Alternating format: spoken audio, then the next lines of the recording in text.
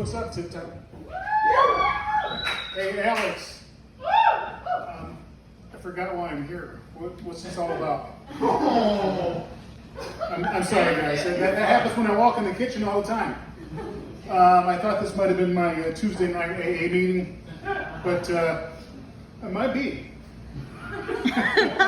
Nice to see all you young, mostly good-looking alcoholics in training. And I say alcoholics in training because some of you will try some alcoholic drinking, you won't be very good at it. You'll go to a work party, open bar, that'll get you in trouble. Your first blackout, you pee in the punch bowl, then you quit drinking. But I can see a few of you guys would be like my A students out there. You'd say, I can do better than that. I just came up with a new business for myself, $1 million idea. It's rentamidget.com. And yeah, you can rent a midget. Have you ever partied with midgets? These guys can freaking rock. Unbelievable. So I thought, rent a midget, and they can drink anybody under the table. You can get 2 midgets and do some training, or not training. You can get 2 midgets and they can do some midget wrestling. You can get a bunch of them and do some midget ice skating. And if you really feel up to it, you can do a Willy Wonka repeat and okay, wasn't that funny? Okay, about a year ago, my wife was in her office working late at night, and I was out on the couch, and I was kind of scanning through the late night cable, and that can get you into some trouble, right? I'm scanning, and the next thing I know, I'm on the Food Network. My good friend Rachel Ray, and she is cute.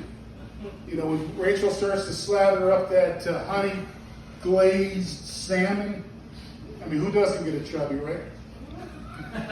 Then all of a sudden, the light clicks on, someone makes a big noise. My wife said I was touching myself. I said, no, I wasn't doing that. But she will not let me live it down. So at Thanksgiving, we're sitting at the table with our entire family, and she says, what do you think of that cranberry sauce, Jim? Is that like Rachel makes it? And I turned red. And then my mom says, is Jimmy watching that Rachel Ray again? So even my mom was in on it. Okay, so I am old, married, and I like food. I think you guys know me pretty well. I've been married for 38 years. Yeah. I know you're wondering, how does he stand up without a backbone? But I can still stand up. It's all cartilage. I'm ecstatically happy in my marriage. That's what my wife tells me, and I don't disagree with her. When we got married, we made an agreement, and so far she's lived up to it. All the little, small decisions she would make, and I'd make the big, major, important decisions. And so far, we haven't had any big, important decisions to do yet. So she is sticking to her thing. Any people out here either newly married, thinking about living together? Thinking about ever getting married? Well, I'll try to save you guys some grief here. For the guys in the audience, the first 2 years are critical. You've got to fight about everything. Because what's happening is you're being lulled into a false sense of security. You take the garbage out, she gives you a head on the couch. You buy her a candy bar, she wears some sexy negligee. And it's just like Pavlov's dogs, we are being conditioned. Because by the 3rd year, it's, I can't believe you didn't take the garbage out. That's your first night of many that you spend on the couch. One of the mistakes I made in my marriage was anytime my wife would get upset, I would try to be the calm, rational person that would just deal with things. That's the wrong fucking thing to do. Whenever your wife gets upset, you must get more upset than she does. Because as soon as you get upset, more upset than she does, she starts to calm down. And it took me years to learn that. So anytime we're at a restaurant, she'll say, yeah, those guys weren't here before us, why are they gonna? Then I just get livid. And she just calmed right down. So that's my advice to you guys. The other thing is, you'll automatically become the best at anything she doesn't like to do. So I became a professional gift wrapper. She says, God, you can wrap gifts well. You're a pro. Well, it's because she doesn't like to do it. She also doesn't like to mail letters. I'm an expert mail sender. Okay. And yeah, I said, fight about everything. You tell her, you say, I'm sorry, it's raining on your night to take the garbage out. Use an umbrella. I changed your light bulb last time. I don't care if you are pregnant. You know, you fight about everything because once you accept something to do, you will automatically be doing that for the next 40 or 50 years, or I guess until you get divorced. At some point, your significant other will suggest, I think we need to go to marriage counseling, or go to a counselor, for you folks that aren't getting married.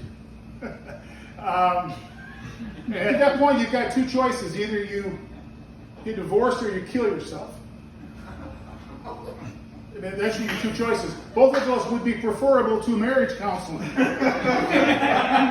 Because both people think they're going to go to a counselor, tell them the fucked up things that their partner's doing, and the counselor's going to take their side and tell them to straighten the fuck up.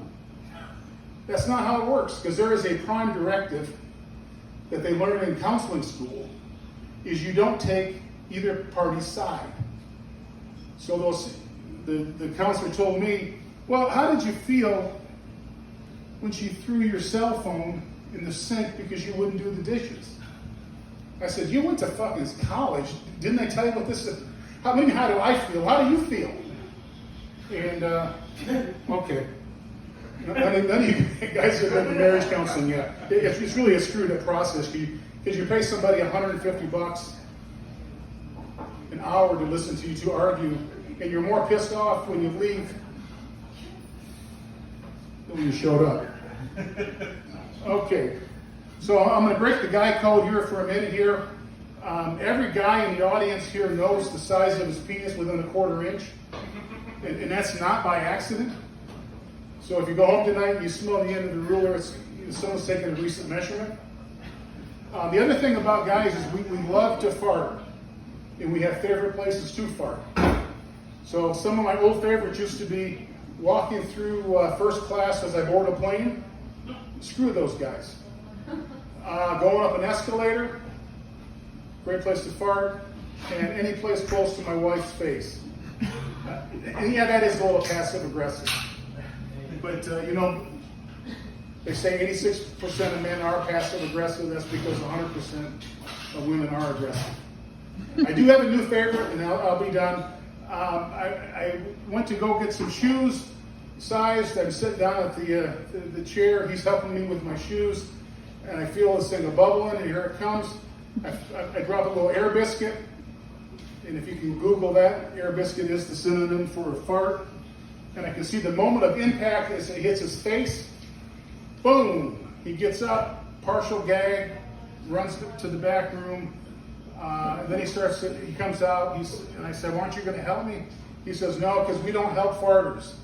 And that was the last of my shoe visit. So thanks a lot, guys.